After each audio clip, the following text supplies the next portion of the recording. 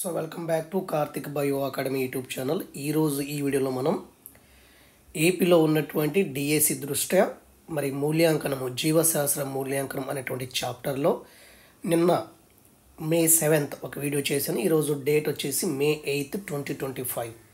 So ఈ వీడియోలో మనం తెలుగు అకాడమీ బుక్ ఏదైతే ఉందో వాల్యూమ్ 2 బుక్ని ఒకసారి మనం టైం ఉంది కాబట్టి ఈ లెసన్ చాలామందికి ఇబ్బంది అనిపిస్తుంది కాబట్టి మళ్ళీ ఒకసారి ఎక్స్ప్లెయిన్ చేస్తున్నాను. కొంచెం కన్ఫ్యూజన్గా ఉంది, ఈ లెసన్ మళ్ళీ చెప్పమని చెప్తున్నారు. సరే, నాకున్నటువంటి టైం ప్రకారమే చెప్పడానికి అయితే ప్రయత్నం అయితే చేస్తున్నాను. ఈరోజు మనం అంటే ఏంటి అనేటువంటి అంశాలని లైన్ టు లైన్ కంగారు లేకుండా స్లోగానే చెప్పడానికి ప్రయత్నం చేస్తాను. ఇక్కడ చూడండి, భారతదేశం భవిష్యత్తు తరగతి గది 4 గోడల మధ్య రూపుదిద్దుకుంటుంది ఓకే అని ఎవరు చెప్పారంటే మనకి కొఠారి కమిషన్ చెప్పారు. అంటే చూడండి, కొఠారి కమిషన్ ప్రకారం ఏంటంటే భారతదేశం యొక్క భవిష్యత్తు అనేది ఈ క్లాస్ రూమ్ 4 గోడల మధ్య మాత్రమే రూపుదిద్దుకుంటుందని చెప్పేసి అభిప్రాయపడిన వారు ఎవరంటే కొఠారి కమిషన్ వారు. అయితే భారతదేశపు భవిష్యత్తు పాఠశాల వ్యవస్థపై ఉన్నట్లుగా భావించింది. అంటే ఈ కొఠారి కమిషన్ ఏం చేసిందంటే ఇండియా యొక్క భవిష్యత్తు అనేది కేవలం ఎడ్యుకేషన్ మీద మాత్రమే ఉంది అని భావించి అందుచేతనే ఆధునిక భారతదేశాన్ని ఆవిష్కరించడం కోసం, అంటే మనకి దేశ భవిష్యత్తు అంతా కూడా మనకి పాఠశాల వ్యవస్థపై ఉంది అని గ్రహించి అప్పుడు భారతదేశాన్ని ఇంకా మనం డెవలప్మెంట్ చేయడం కోసం లేదా ఆవిష్కరించడం కోసము దేశ నాయకులు, విద్యావేత్తలు వీళ్ళందరూ కూడా ఏం చేశారంటే విద్యారంగానికి ప్రాధాన్యత ఎక్కువ ఇంపార్టెన్స్ ఇచ్చారు. ఇచ్చి ఈ ఎడ్యుకేషన్ సిస్టంలో అనేకమైనటువంటి కొత్త మార్పులు తీసుకొని రావటం జరిగింది. అయితే మరి ఇలా చేయాలంటే ఖచ్చితంగా నిధులు కావాలి, సామాగ్రి అంటే విద్యారంగానికి నిధులు, సామాగ్రి, ఆధునిక సాంకేతిక పరిజ్ఞానము, అదేవిధంగా వృత్యంత్ర శిక్షణలు, ఇన్ సర్వీస్ ట్రైనింగ్ కూడా కేటాయించారు. అంటే భారతదేశం యొక్క భవిష్యత్ అనేది విద్యా వ్యవస్థపై ఆధారపడి ఉంది కాబట్టి అలాంటి విద్యా వ్యవస్థని మనం చాలా బాగా డెవలప్మెంట్ చేసుకోవాలని చెప్పేసి దానికి కావాల్సినటువంటి నిధులు కావచ్చు, సామాగ్రి, ఆధునిక సాంకేతిక పరిజ్ఞానము, అదేవిధంగా వృత్యంత్ర శిక్షణలు కూడా కేటాయించడం జరిగింది.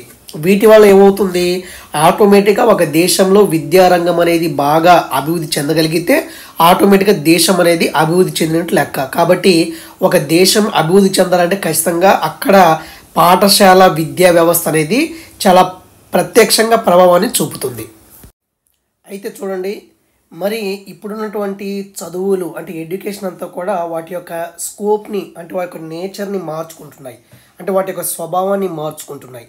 అయితే విద్యారంగంలో ఒకప్పుడు గవర్నమెంట్ స్కూల్స్ మాత్రమే ఉండే, తర్వాత ప్రైవేటీకరణ జరిగింది. దానివల్ల ఈ యొక్క ఎడ్యుకేషన్ అనేది డిఫరెంట్ కైండ్గా ఉందన్నమాట. సో విద్యారంగంలో ఇవంతా ఎందుకు చెప్తున్నానంటే దీని ఆధారంగా మనకి మూల్యాంకనం అనేటువంటి దానికి మనకు అర్థం వస్తుంది కాబట్టి మరి లైన్ టు లైన్ చెప్తున్నాను. విద్యారంగంలో ప్రైవేటీకరణ ఫలితంగా ఊహించినటువంటి పరిస్థితులు ఎదురయ్యాయి. విద్యార్థుల మధ్య అనారోగ్యకరమైనటువంటి పోటీలు, ఎవరికి మార్క్స్ ఎక్కువ వస్తే ఎవరు తక్కువ, అలాగా విద్యా వ్యవస్థ ఏమైపోయిందంటే ఇప్పుడు ఎక్కువ మార్కులు ఎవరు వస్తే వాళ్ళే అనమాట. కాబట్టి విద్యార్థుల మధ్య మనకి అన్హెల్దీ కాంపిటీషన్ ఫామ్ అయింది. అదేవిధంగా మనకి విద్యార్థులపై తల్లిదండ్రులు కావచ్చు, ఆ స్కూల్స్ కావచ్చు ఏం చేశారంటే కేవలం ర్యాంకుల కోసం చేసే ఒత్తిడి వల్ల తీవ్ర ఆందోళన పొందే పరిస్థితులు సంభవించాయి. అంటే కేవలం ఇప్పుడు ఎడ్యుకేషన్ సిస్టమ్ ఎలా ఉందంటే కేవలం మనకి ర్యాంకుల కోసమే, మార్క్స్ కోసమే అన్నట్టు ఉంది. కానీ ఒక విద్యార్థిని ఫర్ ఎగ్జాంపుల్ బయాలజీ సబ్జెక్ట్ ఉందనుకోండి, మామూలుగా అన్ని స్కూల్స్లో అయితే థియరీ పార్ట్గా చెప్పేస్తారు, వాడికి ఏం అర్థం కాదు. కానీ కొన్ని బయాలజీ ల్యాబ్ ఉన్నటువంటి స్కూల్స్లో ఏం చేస్తారంటే ప్రతిదీ కూడా ఎక్స్పెరిమెంట్ పరంగా చెప్పినప్పుడు ఏమవుతుందంటే ఆటోమేటిక్గా వాడికి బయాలజీ అంటే ఒక నాలెడ్జ్ వచ్చేస్తుంది. కానీ మిగతా స్కూల్స్, ప్రైవేట్ స్కూల్స్ అంటే కొన్ని స్కూల్స్ ఏం చేస్తాయంటే ఓన్లీ బట్టి విధానాన్ని ప్రాధాన్యత ఇచ్చి ఓన్లీ మార్క్స్ కోసమే అలాగా. కాబట్టి ఇక్కడ విద్యార్థుల మధ్య అనారోగ్యకరమైన పోటీలు ఫామ్ అయ్యాయి. విద్యార్థులపై తల్లిదండ్రులు పాఠశాలలో ఏం చేస్తారు, ర్యాంకుల కోసమే వాళ్ళని ఒత్తిడి చేస్తున్నారు. అలా అయిపోయింది ఎడ్యుకేషన్ సిస్టమ్. ఓకే, తర్వాత సాంప్రదాయక బోధన విధానాలు, యాంత్రికమైనటువంటి మూల్యాంకన పద్ధతులు విద్యార్థుల్లో తీవ్ర ఆందోళన కారణమవుతున్నాయి. ఓన్లీ సాంప్రదాయక బోధన విధానాలు అంటే ఏ లెసన్ అయినా కూడా ఏ సబ్జెక్ట్ అయినా ఇప్పుడు లెక్చర్ మెథడ్లో చెప్పేస్తున్నారు, అదొకటి. మూల్యాంకన పద్ధతులు వాళ్ళ ఇష్టం, ప్రైవేట్ స్కూల్లో కావచ్చు ఎక్కడైనా కూడా మూల్యాంకనం అనేది ఒక పరీక్షా పత్రం రాసిన తర్వాత దానికి మూల్యాంకన పద్ధతి కూడా పాటించట్లేదు, ఇష్టానుసారంగా మార్కులు వేస్తున్నారు, అది మెకానికల్ అయిపోతుంది. యాంత్రికమైనటువంటి మూల్యాంకన పద్ధతులు ఈ రెండింటి వల్ల విద్యార్థులు కొంత తీవ్ర ఆందోళన కారణమవుతుందని చెప్తున్నాడు. అంటే అంటే ఎడ్యుకేషన్ సిస్టమ్ ఇలాగ అయిపోయింది, దీని ఏంటని చెప్పేసి ఇటువంటి పరిణామాల నేపథ్యంలో పాఠశాల చదువులను ఈ జాతీయ విద్యా ప్రణాళిక చట్టం 2005 నేషనల్ కరికులం ఫ్రేమ్వర్క్ 2005 ఇది ఎక్కడొచ్చినా బిట్టు రావడానికి అవకాశం ఉంటుంది.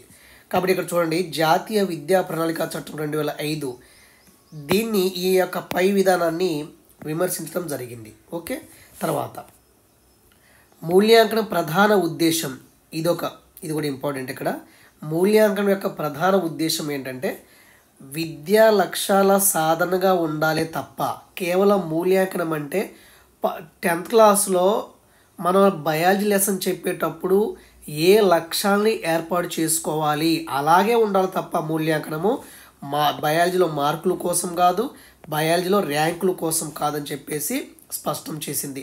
అయితే ఎన్సీఎఫ్ ఏం చెప్పిందంటే ఈ కొటేషన్ చాలా ఇంపార్టెంట్. మూల్యాంకనం ప్రధాన ఉద్దేశము విద్యా లక్ష్యాల సాధనంగా ఉండాలి, విద్యా లక్ష్యాన్ని సాధించే విధంగా ఉండాలి తప్ప మార్కుల కోసం కాదు, ర్యాంకుల కోసం కాదని చెప్పేసి స్పష్టం చేసింది ఎన్సీఎఫ్ 2005. సో ఇక్కడ కొంచెం ఇది ఇంపార్టెంట్ అనుకోవచ్చు. ఓకే, తర్వాత మనకి విద్యా హక్కు చట్టం 2009 వచ్చింది. సో ఇది కూడా ఏం చెప్పిందంటే భారం లేని విద్యను అందించాలని, విద్యార్థుల ప్రగతిని నిరంతరంగా సమగ్రంగా మూల్యాంకనం చేయటం ద్వారా వారి సంపూర్ణ వికాసానికి కృషి చేయాలని నిర్దేశించినది. సో విద్యా హక్కు చట్టం 2009 ఏం చెప్తుందంటే భారం లేని విద్యను అందించాలి పిల్లలకి. ఓకే, భారం లేని విద్యను అందించాలని సూచించడం మనకి దేని ప్రకారం అంటే విద్యా హక్కు చట్టం 2009 ప్రకారము. ఇంకా విద్యార్థుల యొక్క ప్రోగ్రెస్ని ఏం చేయాలంటే కంటిన్యూస్గా నిరంతరంగా కాంప్రహెన్సివ్గా మూల్యాంకనం చేయాలని చెప్పింది. అంటే విద్యార్థుల యొక్క ప్రగతిని నిరంతరంగా సమగ్రంగా మూల్యాంకనం చేయడం ద్వారా ఏమవుతుంది, వారి సంపూర్ణ వికాసానికి మనం డెవలప్ చేసినట్టు అవుతుందన్నమాట. ఇంకోటి వెరీ ఇంపార్టెంట్, ఇక్కడ రాష్ట్ర ప్రణాళిక పరిధి పత్రం 2011 ఇది ఏపీ వారికి ఉంటుంది, అదేవిధంగా తెలంగాణ వారికి ఈ పరిధి పత్రాలు ఉంటాయి. కాబట్టి రాష్ట్ర ప్రణాళిక పరిధి పత్రం 2011 ప్రకారం ఏంటంటే పరీక్షా విధానంలో సంస్కరణలు తేవాలని చెప్పేసి అత్యంత కీలకమైన అవసరము. పరీక్షా విధానంలో రీఫార్మ్స్ తేవాలని చెప్పింది ఎవరంటే రాష్ట్ర ప్రణాళిక పరిధి పత్రము 2011. ఇక్కడ మనకి ఎన్సీఎఫ్ 2005 ఒకటి అన్నారు, విద్యా హక్కు చట్టం 2009 అని, రాష్ట్ర ప్రణాళిక పరిధి పత్రం 2011 ఇలా 3 వచ్చాయి. కాబట్టి ఇవి 3 ఇంపార్టెంటే. సో అకార్డింగ్ టు ఎన్సీఎఫ్ 2005 ప్రకారం ఏంటంటే మూల్యాంకనం యొక్క ప్రధాన ఉద్దేశం ఏంటంటే విద్యా లక్ష్యాలు సాధించే విధంగా ఉండాలి, కానీ మార్కులు ర్యాంకుల కోసం కాదు అని చెప్పింది. విద్యా హక్కు చట్టం 2009 ఏం చెప్పింది, విద్యార్థులకు భారం లేని విద్యను అందించాలని, వాళ్ళ యొక్క ప్రగతిని ఏదైతే ఉందో అది కంటిన్యూస్గా నిరంతరంగా సమగ్రంగా మూల్యాంకనం చేయాలని చెప్పేసి విద్యా హక్కు చట్టం 2009 చెప్పడం జరిగింది. రాష్ట్ర ప్రణాళిక పరిధి పత్రం 2011 ఇదేం చెప్పిందంటే మనకి ఎడ్యుకేషన్ సిస్టంలో ఉన్నటువంటి ఎగ్జామినేషన్స్ ఏదైతే ఉందో దాంట్లో రిఫార్మ్స్ అనేవి తేవాలి, సంస్కరణలు తేవాలి, ఎగ్జామ్ సిస్టమ్ని మార్చాలి అని చెప్పింది ఎవరంటే రాష్ట్ర ప్రణాళిక పరిధి పత్రము 2011. ఇక్కడ 3 కొంచెం ఇంపార్టెంట్ అనమాట. ఇదంతా మనకి మూల్యాంకనం ఇంట్రడక్షన్లో నడుస్తున్నాం మనం, ఇంకా చూద్దాం. అయితే ఈ నిరంతర సమగ్ర మూల్యాంకనము దీన్ని మనం CCE అంటాము, కంటిన్యూస్ కాంప్రహెన్సివ్ ఎవాల్యూషన్. అంటే ఒక విద్యార్థికి కంటిన్యూస్గా మనం వాడిని మూల్యాంకనం చేయాలి, అదే CCE ప్యాటర్న్. ఇప్పుడు ఉన్నటువంటి CCE ప్యాటర్న్లో మనకి ఉన్నటువంటి ఎగ్జామ్స్ అన్నీ కూడా CCE ప్యాటర్నే ప్రజెంట్ ఉన్నది. కాబట్టి ఈ CCE గురించి తెలుసుకునే ముందు అసలు మూల్యాంకనం యొక్క కాన్సెప్ట్ గురించి మనం తెలుసుకుంటే తర్వాత మనకి ఈ CCE అనేది ఈజీగా అర్థమవుతుంది. ఓకే, ఇంతవరకు మీకు అర్థమైంది అనుకుంటున్నాను. ఒకసారి మీరు కూడా ఒకసారి చదువుకోండి. ఇది వాల్యూమ్ 2 బుక్, మెథడ్ బుక్ అండి. ఓకే, నెక్స్ట్ పేజీలోకి వెళ్దాం రండి. సో మనకి పక్క పేజీలో 166 పేజ్ నెంబర్ ఇది వాల్యూమ్ 2 బుక్లో. అయితే ఇక్కడ మాపనానికి అదేవిధంగా మనకి మూల్యాంకనానికి కొంత డిఫరెన్స్ ఇచ్చాడు. ముందుగా మనం ఏం చూద్దామంటే మాపనం ఆల్రెడీ మనం చూసాము కాబట్టి మెజర్మెంట్ చూసాము. అంటే మనకి సాధారణంగా మనకి నికష గురించి మాట్లాడాము, నికషాలు అన్నీ కలిసి మనకి పరీక్షగా ఫామ్ అవుతాయి. పరీక్ష గురించి మాట్లాడాము. ఈ పరీక్ష తర్వాత మనం మాపనం గురించి మాట్లాడాలి. ఈ మాపనానికి అర్థాన్ని ఇవ్వటమే మదింపు అని చెప్పడం జరుగుతుంది. మదింపు తర్వాత అది కరెక్టా కాదా అని చెప్పేది మనకి మూల్యాంకనం. ఇలాగ మనం చదువుకోవాలి. ఓకే, ఇది తీసేస్తున్నాను. ఓకే, ఇప్పుడు చూడండి, మాపనం అంటే ఏంటి, మెజర్మెంట్ అంటే ఏంటి ఆల్రెడీ మీకు చెప్పాను. ఏదైనా ఒక మార్కులు 100 మార్కులకి 80 మార్కులు వస్తే 80 మార్కులే మాపనం అని చెప్పొచ్చు. ఒక బ్లడ్ టెస్ట్ చేసినప్పుడు నీకు సంఖ్యా రూపంలో కొంత క్యాలిక్యులేషన్ ఇస్తాడు ఆ బ్లడ్ రిపోర్ట్లో, అదే మనకి మాపనం. సంఖ్య అంటే పరిమాణాత్మకంగా ఉంటుంది కాబట్టి మాపనం అనేది పరిమాణాత్మకంగా ఉంటుంది. ఒక విద్యార్థికి 30 మార్కులు వచ్చే 50 మార్కులకి ఈ 30 మార్కులు అనేవి మాపనం కింద మనం చెప్పొచ్చు. ఓకే, మాపనం ఖచ్చితంగా ఉంటుంది. ఈ 30 మార్క్స్ అనేవి ఖచ్చితంగా ఉంటాయి. దిద్దేవారి ప్రమేయం ఏమీ ఉండదు. మాపనంలో ఎన్ని మార్క్స్ వస్తే అన్ని మార్క్స్, అంటే కొంత ప్రమేయం ఉన్నప్పటికీ కూడా మాపనం అనేది ఖచ్చితంగా ఉంటుంది. తర్వాత ఈ మాపనం అనేది నియంత్రణగా ఉంటుంది, అంటే మనకి కంట్రోల్లో ఉంటుంది. ఒక టీచర్ కంట్రోల్లో ఉంటుంది అనుకోండి, ఫర్ ఎగ్జాంపుల్, మాపనం అనేది నియంత్రణగా ఉంటుంది, ఇష్టానుసారంగా ఉండదు. మాపనం అనేది నియంత్రణగా ఉంటుంది. ఓకే, కంట్రోల్లో ఉంటుంది. ఇది ఒక శాస్త్రీయంగా ఉంటుంది, సైంటిఫిక్గా, అంటే శాస్త్రీయంగా ఉంటుంది, ఒక క్రమబద్ధంగా ఉంటుంది మాపనము. ఇది సంకుచితంగా ఉంటుంది, అంటే మరీ విస్తృత పరిధి కలిగి ఉండదు, చిన్నగా ఉంటుందని అర్థము. సంకుచితంగా అంటే దగ్గరగా లేదా చిన్నదిగా ఉందని అర్థము. ఓకే, ఇక్కడ మాపనంలో మనకి దత్తాంశము ఎలా ఉంటుందంటే సంఖ్యా రూపంలో మాత్రమే ఉంటుంది. సంఖ్య ఒక నెంబర్ తెలియచేస్తాం మాపనానికి. ఓకే, మరి మాపనంలో పరీక్షలు ఉపయోగపడతాయి, అదేవిధంగా పరిశీలన పద్ధతులు కూడా ఉపయోగపడతాయి. అంటే మాపనంలో ఉపయోగపడేవేంటి, పరీక్షలు, అదేవిధంగా పరిశీలన పద్ధతులు రెండూ కూడా మనకి మాపనానికి ఉపయోగపడతాయి. సో ఎగ్జామ్ పాయింట్ ఆఫ్ వ్యూలో ఏమడగవచ్చు అంటే, ఈ క్రింది వానిలో మాపనానికి సంబంధించి సరైన వాక్యాన్ని స్టేట్మెంట్ని గుర్తించండి అంటాడు. ఓకే, కాబట్టి మాపనం అనేది పరిమాణాత్మకంగా ఉంటుంది, మాపనం అనేది ఖచ్చితంగా ఉంటుంది, నియంత్రణగా ఉంటుంది, శాస్త్రీయంగా ఉంటుంది, సంకుచితంగా ఉంటుంది, సంఖ్యా రూపంలో దత్తాంశం తెలుపుతుంది, అదేవిధంగా పరీక్షలు, పరిశీలన పద్ధతులు రెండూ కూడా దీనికి మాపనానికి ఉపయోగపడతాయని చెప్తున్నాడు. ఇప్పుడు మూల్యాంకనము, ఇది కేవలం పరిమాణాత్మకంగా ఉంటుంది, కానీ ఇది పరిమాణాత్మకంగా ఉండి అదేవిధంగా గుణాత్మకంగా ఉంటుంది.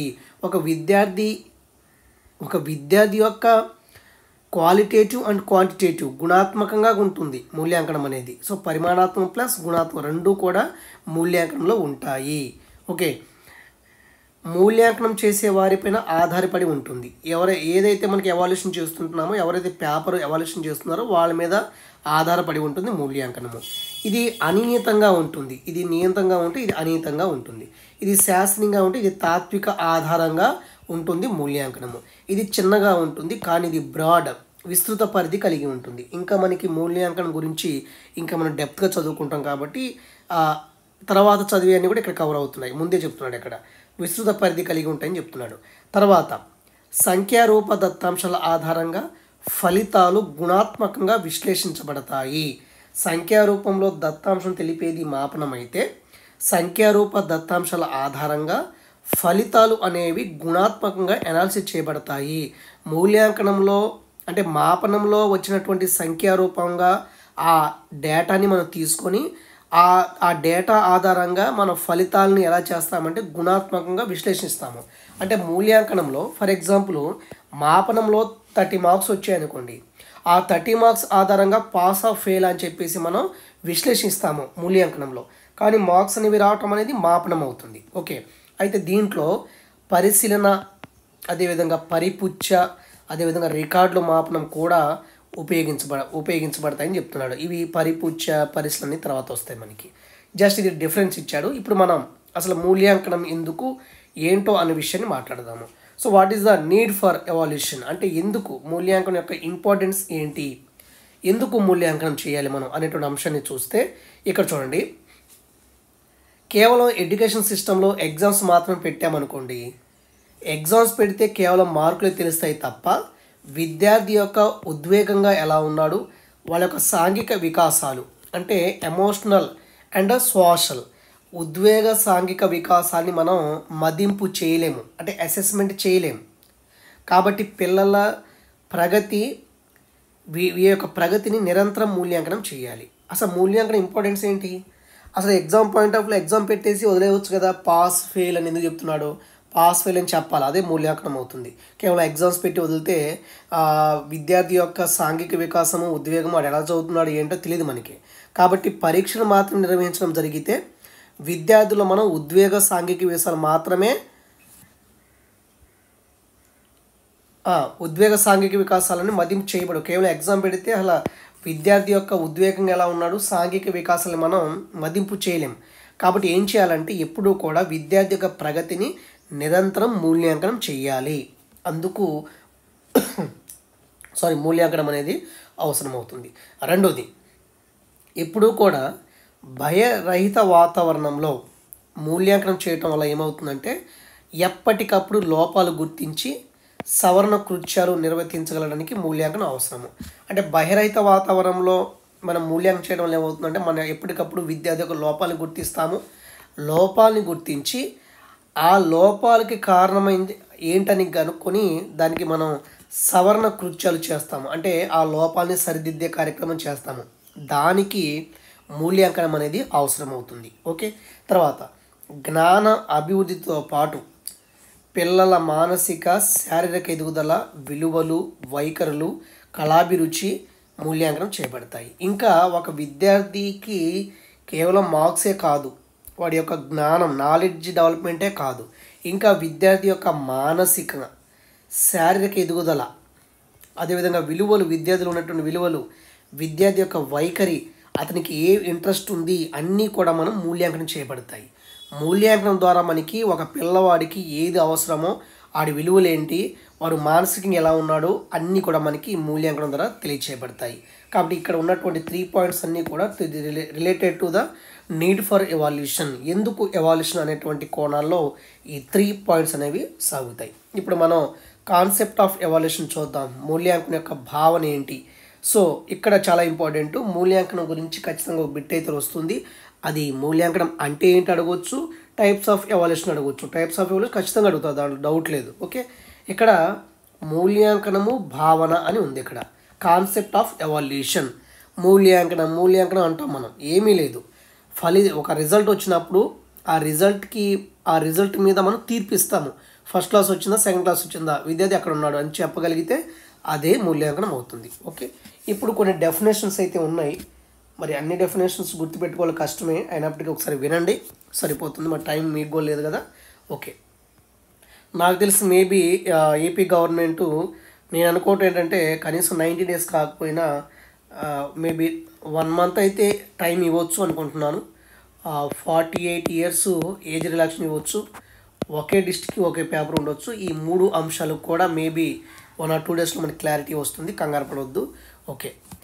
సో మనకి ఎందుకంటే లాస్ట్ 7 yearsలో అంటే మనకి వైఎస్ఆర్సీపీ గవర్నమెంటు 2019 నుంచి 2024 వరకు ఒక్క డిఎస్సి కూడా ఏపీలో లేదు. డిఎస్సి లేదు. 2000 పోయిన టీడీపీ గవర్నమెంట్లో 2019 ముందు మనకి ఫిల్ చేశారు కదా, ఆ డిఎస్సి 2018 రాస్తే అది 2019లో ఇవ్వడం జరిగింది మాకు. కాబట్టి ఈ 5 సంవత్సరాల్లో కనీసం ఒక 10,000 పోస్టులకి డిఎస్సి పెట్టగలిగితే ఈరోజు అంత ఇబ్బంది ఉండదు. సో వీళ్ళు సుమారు 16,000 పోస్టులు ఇచ్చారు, కరెక్టే. కానీ హడావుడి నిర్ణయాలు అవుతున్నాయి. కాబట్టి దయచేసి ప్రభుత్వాలు కూడా ఆలోచించాలి, ఒక యాస్పిరెంట్స్ యొక్క అవసరాలు ఆలోచించాలి. కాబట్టి ఖచ్చితంగా లోకేష్ గారు అయితే ఆలోచిస్తారనుకుంటున్నాను. ఎందుకంటే కరెక్ట్ ఇన్ఫర్మేషన్ లోకేష్ గారికి అందట్లేదు. కాబట్టి 1 or 2 daysలో క్లారిటీగా, ఎందుకంటే ఒకవేళ ఒక డిస్టిక్లో పేపర్స్ ఆన్లైన్ ఎగ్జామ్స్లో ఒక 1 month జరిగితే నార్మలైజేషన్ ప్రకారము బాగా చదివే అభ్యర్థి కూడా ఒక్కోసారి పోస్టులు రావు. కాబట్టి తెలంగాణ మాదిరిగా ఒకే జిల్లాలో ఒకే రోజు అక్కడ అయిపోవాలి. ఇప్పుడు వెస్ట్ గోదావరిలో స్కూల్ అసిస్టెంట్ ఆ రోజు అయిపోవాలి, అన్ని జిల్లాలో ఆ రోజు అయిపోవాలి. కాబట్టి అలాగా సెట్ చేస్తారనుకుంటున్నానైతే ఖచ్చితంగా అభ్యర్థుల వైపువే ప్రభుత్వాలు ఆలోచిస్తాయి. ఖచ్చితంగా 1 or 2 days మనకు క్లారిటీ వస్తుంది. ఇక 1 or 2 days రాకపోతే ఖచ్చితంగా డిఎస్ అనేది జరిగిపోవడం ఖాయం. సో ఏది ఏమైనప్పటికీ మీరు రెడీగా ఉండాలి. ఓకే. ఇది నా యొక్క వ్యక్తిగత అభిప్రాయం. సో నెక్స్ట్ వన్, మూల్యాంకనం భావన. ప్రవర్తనలో మార్పులకు తగిన సాక్ష్యాలు సేకరించి, ఇక్కడ చూడండి ఎంత బాగా ఇచ్చాడు అక్కడ.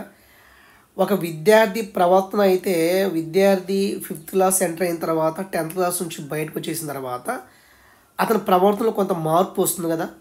అయితే విద్యార్థి యొక్క ప్రవర్తనకి కారణం ఏంటి, కారణం ఏ మార్పు అవుతుంది, ఆ మార్పులకి తగినటువంటి మనం ఏం చేయాలి, సాక్ష్యాన్ని సేకరించాలి. అంటే ఒక విద్యార్థి ప్రవర్తనలో ఎందుకు మార్పు వచ్చింది అని, ఆ మార్పుకి కారణం ఏంటి అని చెప్పేసి మనం సాక్ష్యాలు సేకరించి ఎంతవరకు ఆశించిన మార్పులు సాధించబడ్డాయో, అంటే మనం 100 మార్కులు సరే ఫర్ ఎగ్జాంపుల్ 100 మార్కులు రావాలనుకున్నాం విద్యార్థికి, 80 వచ్చాయా 70 వచ్చాయా, అంటే ఎంతవరకు మనం ఆశించిన మార్పులు విద్యార్థిలో సాధించబడ్డాయి అని తీర్మానించే ప్రక్రియ ఏంటంటే మనకి ఎవాల్యుయేషన్. ఓకే, ఇదనమాట. కాబట్టి ఎవాల్యుయేషన్ మనకి ఏమవుతుందంటే, ఒకసారి కాన్సెప్ట్ వినండి. ప్రవర్తనలో మార్పులకు తగిన సాక్ష్యాలు సేకరించి ఎంతవరకు ఆశించిన మార్పులు సాధించబడ్డాయో దాన్ని తీర్మానించే ప్రక్రియ మూల్యాంకనము. సో ఇదొక కాన్సెప్టు.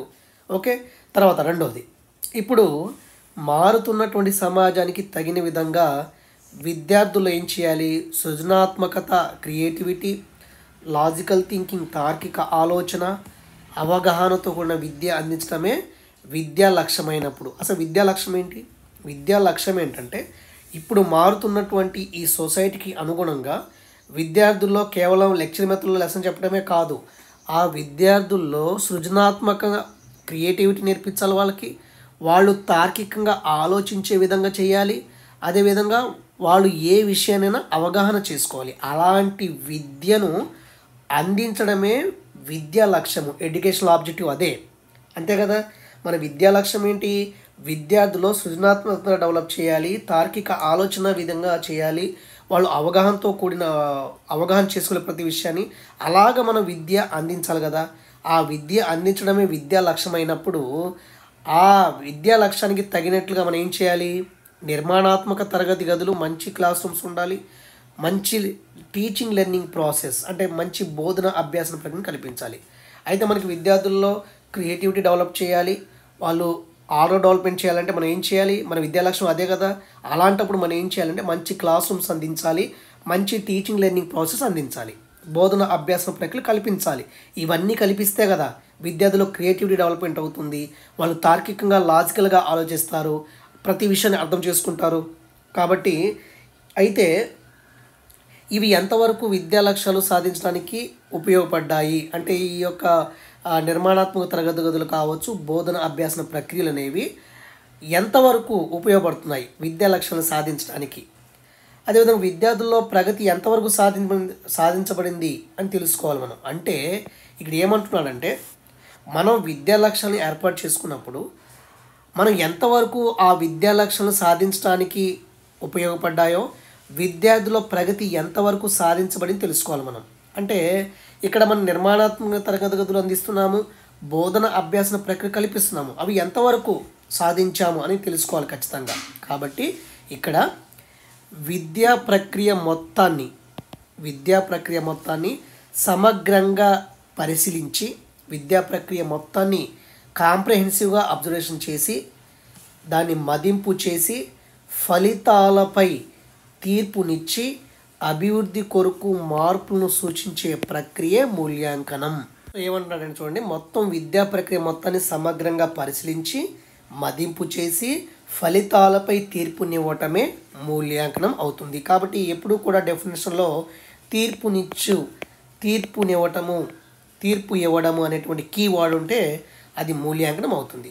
కాబట్టి మనం విద్యా లక్ష్యాలు ఏర్పాటు చేసుకుంటాము, ఆ విద్యా లక్ష్యాలు ఎంతవరకు సాధించబడాలో మనం లాస్ట్లో మనం తీర్పునివ్వటమే మూల్యాంకనం. ఎంతవరకు సాధించామని చెప్పగలిగితే అదే మనకి మూల్యాంకనం అవుతుంది. ఇక్కడ మూల్యాంకన నిర్వచనం ఇచ్చాడు, డెఫినేషన్స్ ఇచ్చారు, కాబట్టి దాని ప్రకారం మనకి మ్యాచింగ్లో కానీ క్వశ్చన్ అడగవచ్చు.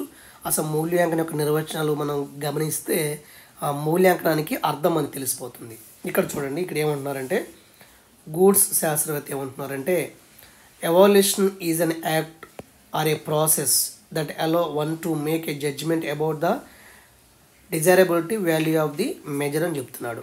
ఇక్కడ చూడండి, ఒక మాపనం యొక్క అవసరం లేదా విలువ గురించి నిర్ణయం తీసుకోవడానికి తోడ్పడేటువంటి యాక్టివిటీ లేదా ప్రక్రియని మూల్యాంకనం అంటాము. అంటే ఒక మాపనం యొక్క అవసరం లేదా విలువ. సే ఫర్ ఎగ్జాంపుల్ ఒక 30 మార్క్స్ వచ్చాయి 50కి. సో ఇది మాపనం అవుతుంది. మరి దీని యొక్క విలువ ఎంత? అది ఫస్ట్ క్లాసా, సెకండ్ క్లాసా, ఫెయిలా? అదే మనకి మూల్యాంకనం. అలా చెప్పగలిగితే అదే మూల్యాంకనం. కాబట్టి ఒక మాపనం యొక్క అవసరం లేదా విలువ గురించి నిర్ణయం తీసుకోవడానికి తోడ్పడేటువంటి ప్రక్రియని మనం మూల్యాంకనం అంటాము అకార్డింగ్ టు గూడ్స్ ప్రకారము.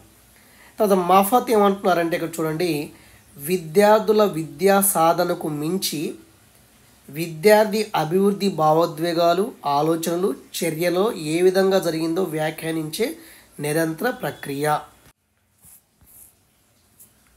సో విద్యార్థుల యొక్క విద్యా సాధనే కాదు, మరి విద్యార్థి యొక్క భావోద్వేగాలు, వాడి యొక్క ఆలోచనలు, వాడి యొక్క చర్యలు ఏ విధంగా జరిగిందో అని నిరంతరంగా మనం అబ్జర్వ్ చేస్తే ఆ ప్రక్రియను మనం మూల్యాంకనం అంటాము అకార్డింగ్ టు మాఫత్ ప్రకారము. తర్వాత ఎన్సీఆర్టీ ఏం చెప్తుందంటే, లక్ష్యం ఏ మేరకు సాధించబడిందో, మనం అనుకున్నటువంటి లక్ష్యం ఒకటి ఉండదు కదా, ఆ లక్ష్యం ఏ మేరకు సాధించబడిందో, తరగతి గదిలో కల్పించబడ్డ అభ్యాస అనుభవాలు ఎంతవరకు ఫలవంతమయ్యాయో, విద్యా గమ్యాలు ఎంత బాగా సాధించబడ్డాయో తెలిపే ప్రక్రియ మనకి మూల్యాంకనం. సో ఇక్కడ చూడండి, లక్ష్యం ఏ మేరకు సాధించబడిందో, తరగతి గదిలో కల్పించబడ్డ అభ్యాస అనుభవాలు ఎంతవరకు ఫలవంతమయ్యాయో, విద్యా గమ్యాలు ఎంత బాగా సాధించబడాయో తెలిపే ప్రక్రియ మూల్యాంకనం. అంటే లక్ష్యం ఎంతవరకు సాధించబడింది, ఓకే, ఆ లక్ష్యం సాధించడానికి మనం క్లాస్ రూమ్లో అభ్యాసన అనుభవాలు ఎంతవరకు ఫలవంతమయ్యాయి. మనం అంటే లక్ష్యాన్ని సాధించడానికి కొన్ని అభ్యాసన అనుభవాలను కల్పిస్తాము. మరి లక్ష్యం సాధించేటప్పుడు సాధించబడిందా లేదా అని తెలుసుకుంటామంటే మనం అందించినటువంటి అభ్యాసన అనుభవాలు ఎంతవరకు ఫలవంతమయ్యాయో, అదేవిధంగా మనం అనుకున్నటువంటి గమ్యాలు ఎంత బాగా సాధించబడ్డాయో తెలిపే ప్రక్రియ మూల్యాంకనం. అంటే ఫర్ ఎగ్జాంపుల్ ఇక్కడ చూడండి, ఇక్కడ ఏమంటున్నారంటే ఒక లక్ష్యం ఏర్పాటు చేసుకుంటాం. మనం ఏదో ఒక లక్ష్యం ఏర్పాటు చేసుకుంటాము. ఈ లక్ష్యం సాధించడానికి మనం ఏం చేస్తాము, తరగతి గదిలో కొన్ని అభ్యాసన అనుభవాల్ని ఏర్పాటు చేస్తాము. ఈ అభ్యాసన అనుభవాలు అంటే ఈ లక్ష్యం సాధించడానికి ఈ అభ్యాసన అనుభవాలు ఎంతవరకు ఫలవంతమయ్యాయో మనం ఏం చేస్తాము, దాన్ని మనం మూల్యాంకనం చేస్తాము. అంటే విద్యా వ్యవస్థలో లక్ష్యం ఉండాలి, ఆ లక్ష్యాన్ని సాధించడానికి అభ్యాసన అనుభవాన్ని కల్పించాలి. ఈ లక్ష్యం సాధించడానికి ఆ అభ్యాసన అనుభవాలు ఎంతవరకు పనిచేశాయో తెలుసుకోవాలంటే మనకు ఖచ్చితంగా ఏముండాలి, మూల్యాంకనం ఉండాలి. కాబట్టి విద్యా వ్యవస్థలో ఇవి మూడు కూడా త్రికోణ ఆకారంగా ఉంటాయి. లక్ష్యాలు ఉంటాయి విద్యా వ్యవస్థలో, అభ్యాసన అనుభవాలు ఉంటాయి, అదేవిధంగా మూల్యాంకనం ఉంటాయి అని చెప్పేదే ఎన్సీఆర్టీ డెఫినేషన్. కాబట్టి లక్ష్యం ఏ మేరకు సాధించబడిందో, తరగతి గదిలో కల్పించబడ్డ అభ్యాస అనుభవాలు ఎంతవరకు ఫలవంతమయ్యాయో, మనం ఏర్పాటు చేసుకున్నటువంటి విద్యా గమ్యాలు, లక్ష్యం లేదా మనం ఇక్కడ గమ్యం అని కూడా అనొచ్చు, గమ్యాలు ఎంత బాగా సాధించబడ్డాయో తెలిపే ప్రక్రియను మనం మూల్యాంకనం అంటాము. ఓకే, ఇప్పుడు అర్థమైంది కదా. తర్వాత ఇంకోటి, ఏదైనా ఒక విషయం యొక్క విలువను లేదా గుణాత్మకతను, అంటే ఏదైనా ఒక విషయం యొక్క విలువను కావచ్చు లేదా దాని యొక్క గుణాన్ని తీర్మానించే ప్రక్రియని మనం మూల్యాంకనం అంటాము. ఓకే, తర్వాత రాల్ఫ్ టైలర్ ఇతనేమంటున్నారంటే, విద్యా లక్ష్యాలు ఎంతవరకు సాధించబడ్డాయో తెలుసుకునే విధానమే మూల్యాంకనము. మనం ఏర్పాటు చేసుకున్నటువంటి విద్యా లక్ష్యాలు కావచ్చు, విద్యా గమ్యాలు కావచ్చు, ఎంతవరకు సాధించాము అని తెలుసుకునే విధానమే మనకి మూల్యాంకనం అకార్డింగ్ టు రాల్ఫ్ టైలర్ ప్రకారము. తర్వాత ఇది ఇక్కడ బిట్టుపడవచ్చు మనకి ఇంపార్టెంట్, కొటారి కమిషన్ ఎక్కడంటే ఉంటే అక్కడ, అదేవిధంగా ఎన్సీఎఫ్ ఎక్కడ ఉంటే అక్కడ కొంచెం ఇంపార్టెంట్ అనమాట. ఓకే, కొటారి కమిషన్ ఈ వీడియో పీజీటీలు టీజీలు కూడా ఉపయోగపడుతుంది. పీజీటీలు టీజీటీలు అందరూ కూడా తెలుగు మీడియంలో చదివి ఇంగ్లీష్లో బిట్ అర్థం చేసుకోవచ్చు. బట్ వాళ్ళకి ఆర్సి శర్మ ఎన్సీఆర్టీ బుక్ ఖచ్చితంగా ఉపయోగపడతాయి. అవి రెండు కూడా మనకి పీడిఎఫ్ యాప్లో అందుబాటులో ఉంది, ఒకసారి చూసుకోండి. కొటారి కమిషన్ సూచించిన దాని ప్రకారం ఏంటంటే, ఇది చాలా ఇంపార్టెంట్ అండి, చాలా ఎగ్జామ్లు అడిగాడు ఇది. మూల్యాంకనం అనేది ఒక నిరంతర ప్రక్రియ. మూల్యాంకనం అనేది ఒక ఏదో మే నెలలో చేసి జూన్లో చేయటం కాదు, అది కంటిన్యూస్ ప్రాసెస్. గుర్తుపెట్టుకోండి, మూల్యాంకనం అనేది ఒక నిరంతర ప్రక్రియ. అది విద్యా వ్యవస్థలో అంతర్భాగంగానే ఉంటుంది. అది విద్యా లక్ష్యాలకు సంబంధించింది. అంటే మూల్యాంకనం అనేది ఫస్ట్ పాయింట్ ఏంటి, ఒక నిరంతర ప్రక్రియ. ఓకే, ఒకటి ఇది ఈ మూల్యాంకనం అనేది విద్యా వ్యవస్థలో అంతర్భాగంగా ఉంటుంది. అదేవిధంగా ఈ మూల్యాంకనం అనేది విద్యా లక్ష్యాలకు సంబంధించింది. ఇక్కడ నిరంతర ప్రక్రియ ఒకటి వచ్చింది, అంతర్భాగం అని చెప్తున్నాడు, విద్యా లక్ష్యాలకు సంబంధించింది అకార్డింగ్ టు కొఠారి కమిషన్ ప్రకారం. ఓకే, ఇది గుర్తుపెట్టుకోండి సరిపోతుంది. తర్వాత ఇన్ని డెఫినేషన్ చూసాం మనం. ఏం చూసాము, ఒకటంటే గూడ్స్, రెండోది మాఫత్ ప్రకారము, ఎన్సీఆర్టీ ప్రకారము, రాల్ఫ్ టైలర్ ప్రకారము, అదేవిధంగా కొఠారి కమిషన్. ఈ అన్నీ ఇక్కడ ఇది సమరీ ఇస్తున్నాడు. అంటే పై డెఫినేషన్స్ అన్నీ మనం గమనిస్తే మూల్యాంకనం అంటే ఏంటంటే ఏదైనా ఒక విషయానికి సంబంధించిన సమాచారాన్ని, అంటే ఏదైనా ఒక విషయానికి సంబంధించిన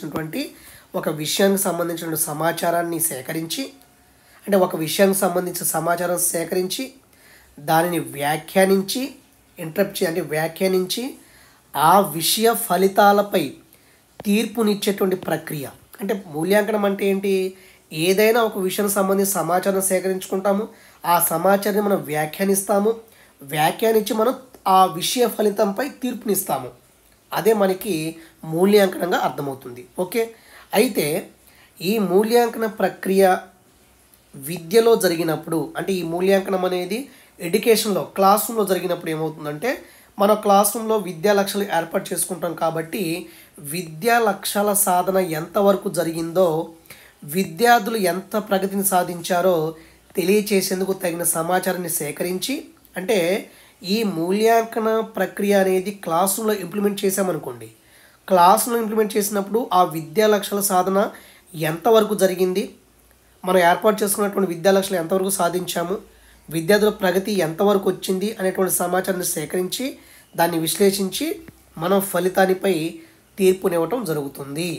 ఈ మూల్యాంకన భావన విద్యలో ఇంట్రొడ్యూస్ చేసినప్పుడు విద్యలో లక్ష్యాలు ఎంతవరకు సాధించాము, విద్యార్థుల ప్రగతి ఎంత అని తగిన సమాచారం సేకరించి మనం తీర్పు ఇవ్వటమే మూల్యాంకనం అవుతుంది. కాబట్టి విద్యా మూల్యాంకనంలో, ఎడ్యుకేషన్ ఎవాల్యుయేషన్లో లక్ష్యాలకు 1, అభ్యాస అనుభవాలకు 3 మూల్యాంకనానికి దగ్గర సంబంధం అయితే ఉంది. ఇది ఇంపార్టెంట్. ఇక్కడ బిట్ రావచ్చు. ఒక బిట్ ఏంటంటే విద్యా వ్యవస్థలో కావచ్చు లేదా విద్యా మూల్యాంకనంలో ఏ అంశాలు ఉంటాయి, 3 అంశాలు ఉంటాయి. ఫస్ట్ వన్ లక్ష్యాలు. ఏదో ఒక లక్ష్యం ఏర్పాటు చేసుకుంటాము, ఆ లక్ష్యాన్ని సాధించాలంటే ఏం కల్పించాలి, తరగతి గదిలో లెర్నింగ్ ఎక్స్పీరియన్స్ని కల్పించాలి. అంటే ప్రత్యక్ష అనుభవాలు లేదా పరోక్షము లేదా ప్రాతినిధ్య ఏదో ఒకటి అభ్యాస అనుభవాల్ని కల్పించాలి. ఎందుకు అభ్యాస అనుభవాలు కల్పిస్తామంటే మనం ఏర్పాటు చేసుకున్న లక్ష్యాలు ఎంతవరకు సాధించాము అని అభ్యాస అనుభవాలు కల్పించాలి. కల్పించిన తర్వాత అంటే లక్ష్యాలు సాధించడానికి అభ్యాస అనుభవాలు కల్పించాలి. ఈ ఎంతవరకు సాధించామో అని తెలియచేసేది మూల్యాంకనము. కాబట్టి విద్యా వ్యవస్థలో లక్ష్యాలు ఉంటాయి, అభ్యాస అనుభవాలు ఉంటాయి, మూల్యాంకనం ఉంటుంది. ఏదో ఒక లక్ష్యం ఏర్పాటు చేసుకుంటాము, ఆ లక్ష్యం సాధించడానికి అభ్యాస అనుభవాల్ని కల్పిస్తాము. ఆ అభ్యాస అనుభవాలు ఎంతవరకు సాధించాయో చెప్పగలిగితే అది మనకి మూల్యాంకనం అవుతుంది. ఇక్కడ బిట్టు రావడానికి అవకాశం ఉంటుంది. సో మిగతా వీడియో తర్వాత చేస్తాను. Thank you.